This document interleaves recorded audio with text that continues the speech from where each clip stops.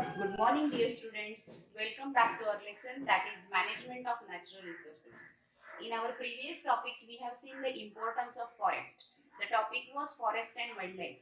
How forests are important in our day-to-day life indirectly, and the people who are living near or aside to the forest, how they are totally dependent on the forest. We have seen. Okay, we have seen as well as the functions of the forest in different ways. That is productive function of the forest, protective function of the forest, and the regulative function of the forest. So our today's topic is stakeholders. Students, stakeholders means what? The stakeholders means the parties or the people. See, stakeholders are parties or people who have keen interest, who have keen interest, who have keen interest or concern for the valuable assets. Stakeholders means the people or the parties who have interest, who have keen interest, without any selfishness, without any compensation. They have a keen interest or concern for the valuable asset. So such people or such parties is said to be stakeholders. So students, the people or the parties is knowing such kind of importance, because we are knowing the forest is the very much valuable and important treasure for us. So here are some stakeholders who have taken interest. So one by one we are going to talk on every stakeholders. So there are four stakeholders in our this who are maintaining, who wants to maintain the balance of the ecosystem. There are four stakeholders. So we are going to talk one by one about every stakeholder. The first important stakeholder is local people. Local people, tribal communities, tribal communities like Adivasis, right? Adivasis, tribal communities like Adivasis, and the local people. See, these are the people who are living into the forest directly. The people who are living into the forest are said to be Adivasis, right? Because these people are completely dependent on the forest for the forest produce, okay? And everything, I will explain you for what they are exactly dependent on the forest. And tribal communities like Adivasis and the people who are living nearby to the forest, means the villagers can be included in that. So local people are of two types. Two types who are directly depend on the forest, like Adivasis, who are exactly living into the forest and totally depend on the forest, and the people who are living nearby, who are also depend on the forest for their produce as well as, but they have another way also of income. But the people who are living exactly into the forest are called as the Adivasis. So these two kinds of people are very important stakeholder, because these people are absolutely depend on the forest for food, right? They are getting their food, their medicines, nuts they are getting, as well as some fruits, right? The fruits, wild fruits, they are selling into the market and gaining some money from it. So these people are completely dependent on the forest, as well as they require fishing, okay, because they are living into the forest. There are some nadis and rivers and all, and so there is farming practices are also they are doing, as well as fishing practices they are doing. So they require some tools to prepare from the wood, and that wood they are taking from the forest itself. So for fruits, for medicines, for they have some cattle and sheep. So their cattle and sheep are also grazing into the forest produce, okay. Grass they are using, various plants they are using, as a fuel also they are using the dried wood, okay. So these people are exactly, they have, and they are just like, forest is just like God for them, okay. That is the boon for them, because they are completely dependent on the forest. And along with that, as a compensation, that they are not never harming to the forest, rather they are giving the importance of a God to the forest.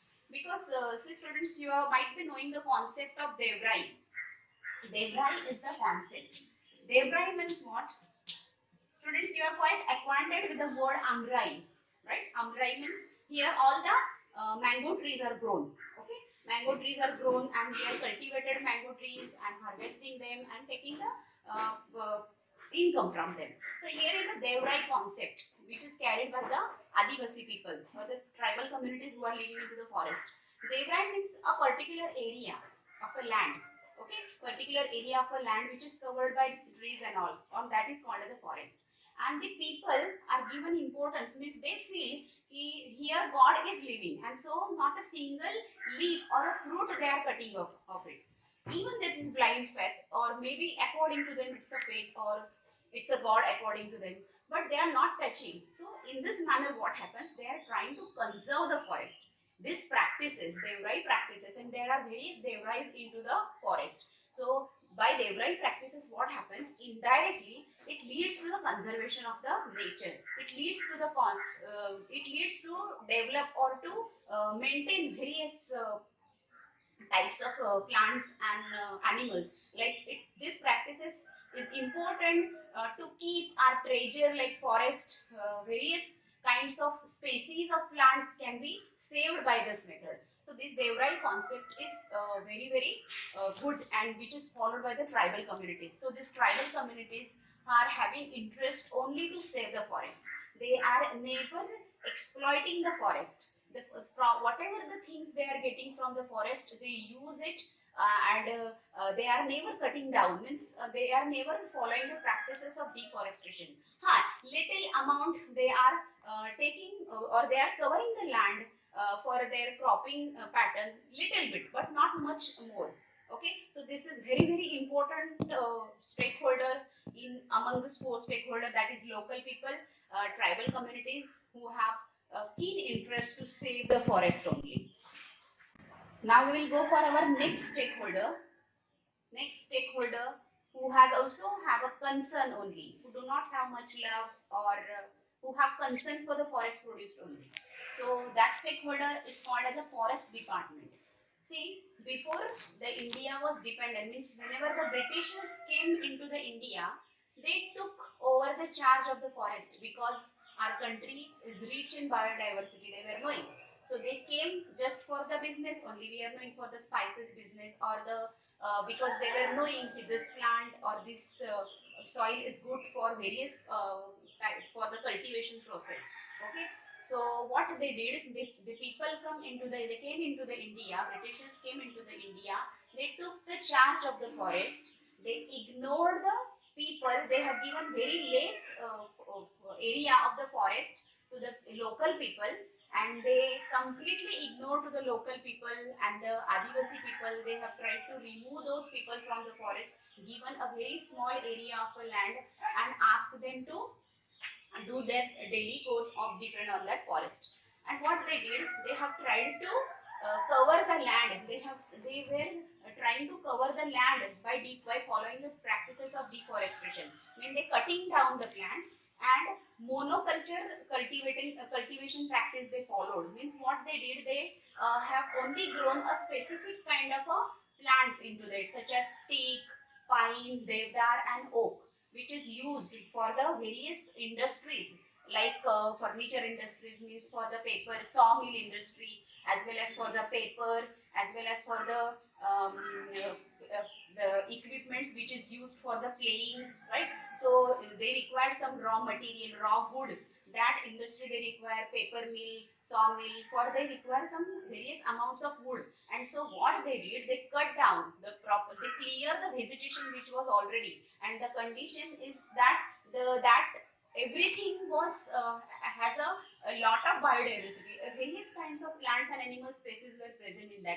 They clear that vegetation and they have grown again on it this teak, pine, oak, devdar plant. For what?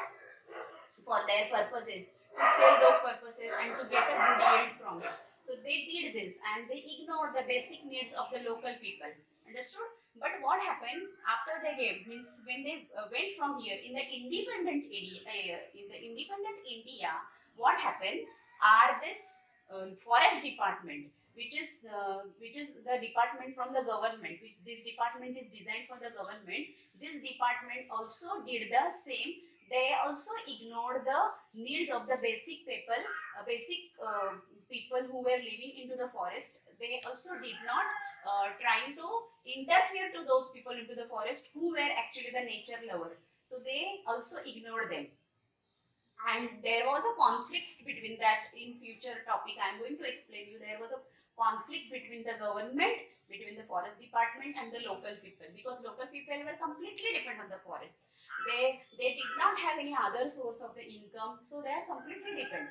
So there was a conflict between them, dispute between the government and them. Then what happened, this forest department also did the same thing. After Britishers, they followed their technique only, their strategy only they followed. They also took owns the land and have a complete control on the forest produce. They also did not involve the local people. Whatever they were getting from the forest, they were using it and selling those products into the market. And this is the reason for the degradation, because monoculture cultivation also practices by the forest department too, and it's really very degradation for the forest. Here only after coming of Britishers only, the degradation of forest and the deforestation practices has started. So this forest department is also important stakeholder who does not have a actual concern, who are not directly depend on the forest for any product. They are paid by the government. So these people are paid people who from the government, who do not have a concern for the forest, who do not have a love or interest for the forest, who were just depend on the forest produce for their needs. Okay, because government is also getting a revenue from it. So this people is the second kind of stakeholder who do not have a keen interest and love for the nature. Next stakeholder is industrialist. Industrialists are actually greedy towards the nature, and these people are exactly who were actually depend on the forest produce, because they want to grow their industries, because they were completely depend on the raw products which were getting from the forest for their industries. Which raw products they wanted to prepare their actual main course, that are paper. In paper industry, we know wood pulp is required. So there was a deforestation for the paper pulp. Then furniture, we are knowing students, furniture is made from the good quality of the wood. So raw material for the wood, they want good quality of the wood they were getting from the forest. So industrialists for the furniture, they will depend on it. Lac, lac is also used in the ornaments. Lacs, then gums, gum is also used for the various raw material which is used, as well as it is used directly as a food. After it, essential oil, which I said you in the forest and wildlife, there are some leaves that from that leaves it is extracted these oils which are used in the cosmetic industries and pharmaceutical. So this is getting from the forest, and for that raw material these people are depend, as well as some sports material, right? Sports material sports industry is totally depend on the forest for their raw material, as well as building materials also required, and that is also getting from the forest. So these industrialists are not absolutely dependent on the forest. They are depend on the forest, but they are never having afforestation practices. Means they will go only for the deforestation purpose, for their basic needs, for their raw material to prepare such items. They don't have interest and love also for the nature. Only they will try to exploit the nature. Okay, over exploitative nature of this industrialist is leading for the deforestation process, and they will never go back for the afforestation process. So these people are completely dependent on the forest for their raw material, but will never think about afforestation process. So these are also one kind of a stakeholder in another way for the forest. Now we will move for our next stakeholder, that is wildlife and nature enthusiast. This group is belonging of naturalist, environmentalist, nature conservationalist and NGOs. NGOs means its long form is non-governmental organization. Means these organizations are not belonging from the government. These are not designed from the government. but these NGOs are playing very important role because they have a keen interest, they have love towards the nature and towards the conservation of the forest. They know the importance of the forest. These people are quite aware about the forest and wildlife because they are knowing what would happen if completely the forest would get excavated, or if there would be a degradation, if there would be a large amount of deforestation, then what kind of problems the people would suffer in future. These people are quite aware about it. Rather, I would say these people are only aware about this, all the problems in future are going to be arise and is going to be faced by our future generation. So that these people are not at all depend on the forest. These people are not at all depend on the forest. They have only wants to save and conserve the forest for the further generation. We have seen the sustainable management, and these people are back of sustainable management. These people wants to bring the awareness among other people, other normal people, for the sustainable management. We have seen sustainable management means what?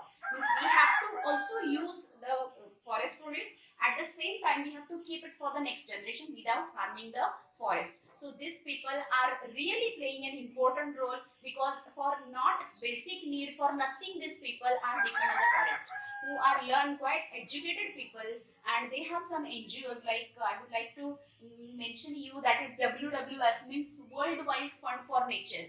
This is non-governmental organization who is also back of conservation of the forest. After it, CSE means the Center for Science and Environment.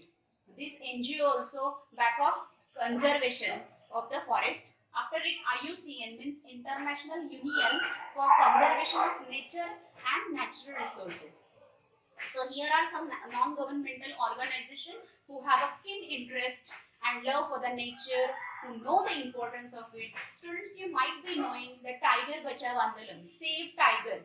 This campaign is designed for such people only, for by such naturalists and such environmentalists, such conservationists, to save the tiger. They want to protect the tiger. After it, rhinoceros, save rhinoceros, then save tiger, save elephant, save lions. Such kind of campaign were also launched in earlier. This campaign were launched, but later on, this naturalists, these NGOs come to know, by saving only tiger or by saving only lion, we cannot fulfill the demand, or we cannot maintain the ecological balance.